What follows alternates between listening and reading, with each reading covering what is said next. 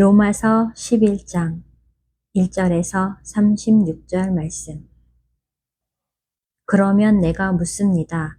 하나님께서 자기 백성을 버리신 것은 아닙니까? 그럴 수 없습니다. 나도 이스라엘 사람이요 아브라함의 후손이요 베냐민 지파에 속한 사람입니다. 하나님께서는 미리 아신 자기 백성을 버리지 않으셨습니다. 여러분은 성경이 엘리야를 두고 하신 말씀을 알지 못합니까?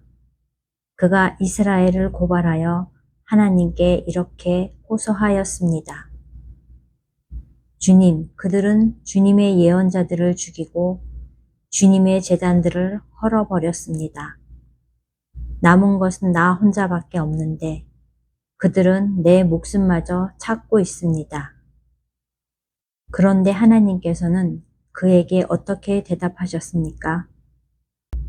내가 바알에게 무릎을 꿇지 않은 사람 7,000명을 내 앞에 남겨두었다 하셨습니다. 이와 같이 지금 이 시기에도 은혜로 택하심을 입은 사람들이 남아 있습니다. 은혜로 된 것이면 행위에 근거한 것이 아닙니다. 그렇지 않으면 그 은혜는 이미 은혜가 아닙니다. 그러면 무슨 결과가 생겼습니까? 이스라엘 백성은 찾던 것을 얻지 못하였지만 택하심을 받은 사람들은 그것을 얻었습니다.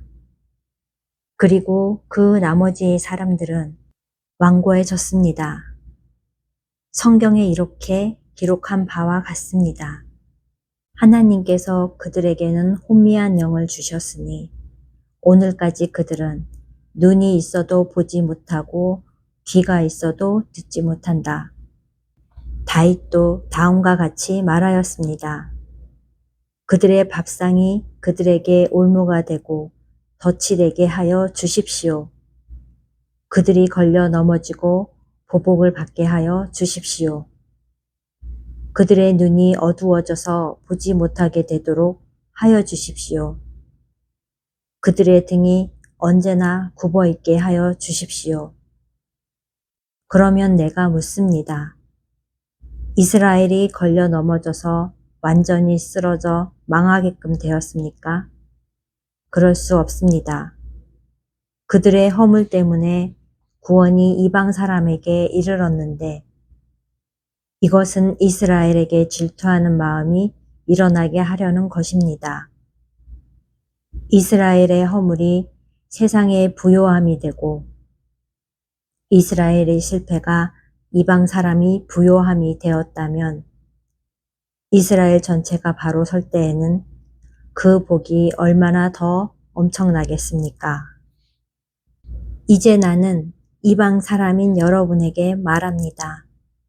내가 이방 사람에게 보내심을 받은 사도이니만큼 나는 내 직분을 영광스럽게 생각합니다.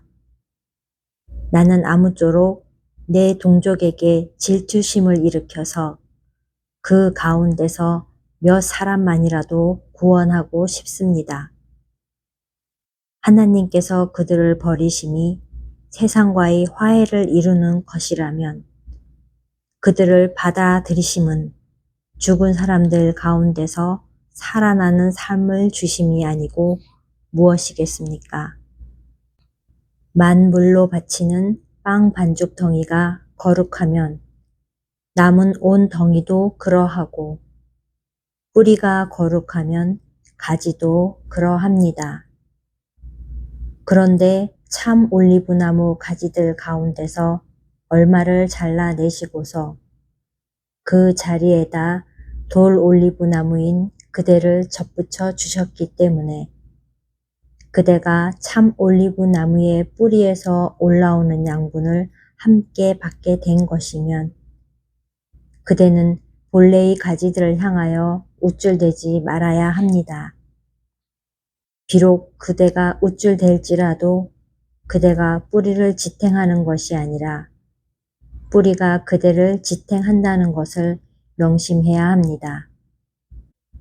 그러므로 본래의 가지가 잘려나간 것은 그 자리에 내가 접붙임을 받게 하시려는 것이었다 하고 그대는 말해야 할 것입니다. 옳습니다. 그 가지들이 잘린 것은 믿지 않은 탓이고 그대가 그 자리에 붙어 있는 것은 믿었기 때문입니다. 그러니 교만한 마음을 품지 말고 도리어 두려워하십시오. 하나님께서 본래의 가지들을 아끼지 않으셨으니 젖붙은 가지도 아끼지 않으실 것입니다. 그러므로 하나님의 인자하심과 준엄하심을 생각해 보십시오. 하나님은 넘어진 사람들에게는 준엄하십니다. 그러나 그대가 하나님의 인자하심에 머물러 있으면 하나님이 그대에게 인자하게 대하실 것입니다. 그렇지 않으면 그대도 잘릴 것입니다. 그러나 믿지 않았던 탓으로 잘려나갔던 가지들이 믿게 되면 그 가지들도 접붙임을 받게 될 것입니다. 하나님께서는 그들을 다시 접붙이실 수 있습니다. 그대가 본래의 돌 올리브 나무에서 잘려서 그 본성을 거슬러 참 올리브 나무에 접붙임을 받았다면 본래 붙어 있던 이 가지들이 제 나무에 다시 접붙임을 받는 것이야 얼마나 더 쉬운 일이겠습니까? 형제 자매 여러분, 나는 여러분이 이 신비한 비밀을 알기를 바랍니다. 그것은 여러분이 스스로 현명하다고 생각하는 일이 없게 하려는 것입니다. 그 비밀은 이러합니다. 이방 사람의 수가 다 찰 때까지 이스라엘 사람들 가운데서 일부가 완고해진 대로 있으리라는 것과 온 이스라엘이 구원을 받게 되리라는 것입니다. 그것은 성경에 이렇게 기록되어 있는 바와 같습니다. 구원하시는 분이 시온에서 오실 것이니 야곱에게서 경건하지 못함을 제거하실 것이다.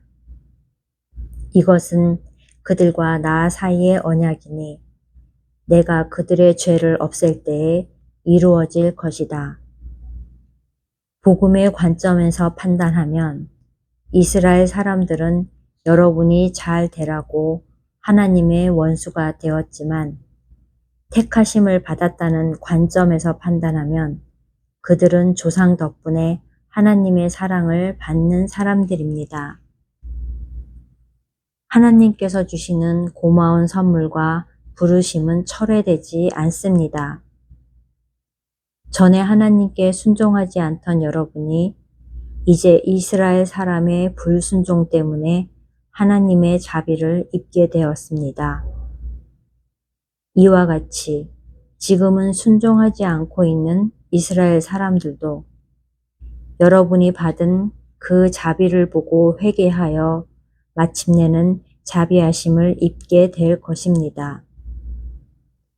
하나님께서 모든 사람을 순종하지 않는 상태에 가두신 것은 그들에게 자비를 베푸시려는 것입니다. 하나님의 부요하심은 어찌 그리 크십니까? 하나님의 지혜와 지식은 어찌 그리 깊고 깊으십니까? 그 어느 누가 하나님의 판단을 헤아려 알 수 있으며 그 어느 누가 하나님의 길을 더듬어 찾아낼 수 있겠습니까? 누가 주님의 마음을 알았으며 누가 주님의 조언자가 되었습니까? 누가 먼저 무엇을 드렸기에 주님의 답례를 바라겠습니까? 만물이 그에게서 나고 그로 말미암아 있고 그를 위하여 있습니다. 그에게 영광이 세세에 있기를 빕니다. 아멘.